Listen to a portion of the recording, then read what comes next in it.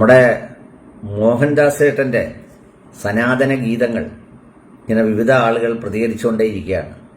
എന്റെ പ്രാർത്ഥനയാ ബാലേട്ടനെ ഇവിടെ കൊണ്ടുവന്നത്. മോഹൻദാസ് അതിനോട് ചോദിക്കുന്നു, വീട്ടില് സ്ത്രീകൾ ഉണ്ടാവുമല്ലോ, താങ്കൾ സ്ത്രീകളില്ലാത്ത ഒരു വീട്ടിലൊന്നും ആയിരിക്കില്ല. എന്തായാലും നമ്മൾ ഇരിക്കുന്നത് കേരളത്തിലാണ്. താങ്കളെ ഒരു അമ്മയാണല്ലോ പ്രസവിച്ചത്, എന്തായാലും അച്ഛൻ പ്രസവിക്കാൻ വഴിയില്ല. എന്നെ ഒന്ന് അങ്ങെടുത്തേ. ഒരമ്മ പ്രസവിച്ച ഇനി കൂടെ സഹോദരികൾ ഉണ്ടോ എന്നറിയില്ല.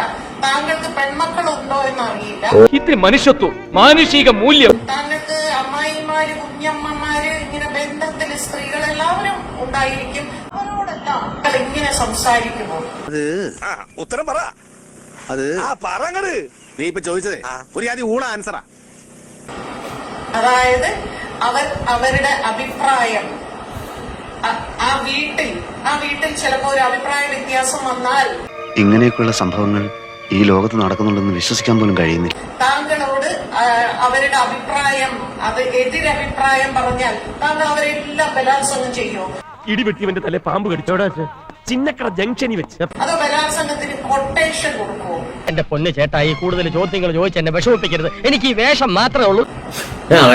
എങ്ങനെയാണ് സാർ എന്താ? എന്നിട്ട് സാറ് പറയുന്നുണ്ട് ഈ പെൺകുട്ടികൾ അടിവസ്ത്രം പോലും ഇടാതെ. സാർ കണ്ടോ? കടിക്കുന്ന പട്ടിക്കാണെങ്കിൽ കൂടെ എന്റെ കാര്യം പറഞ്ഞാൽ മനസ്സിലാവും. ഇവന്മാര് പുള്ളി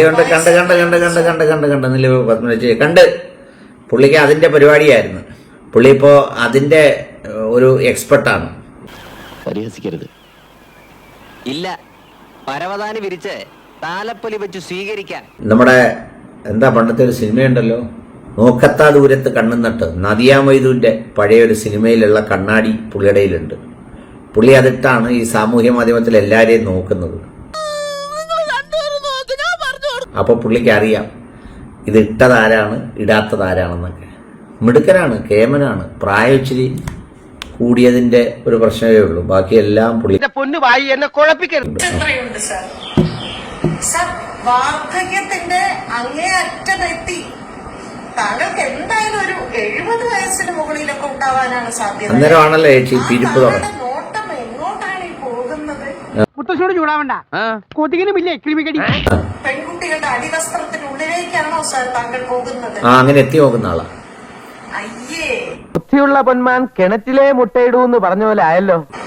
സാർ സ്വയം ഒന്ന് ആലോചിച്ചു നോക്കൂ. എന്തൊക്കെയാണ് ഞാൻ വിളിച്ചു പറഞ്ഞത് എന്നൊന്ന് ആലോചിച്ചു നോക്കൂ. അതിന് ഒരു ബുദ്ധി വേണം, അതിവനില്ല.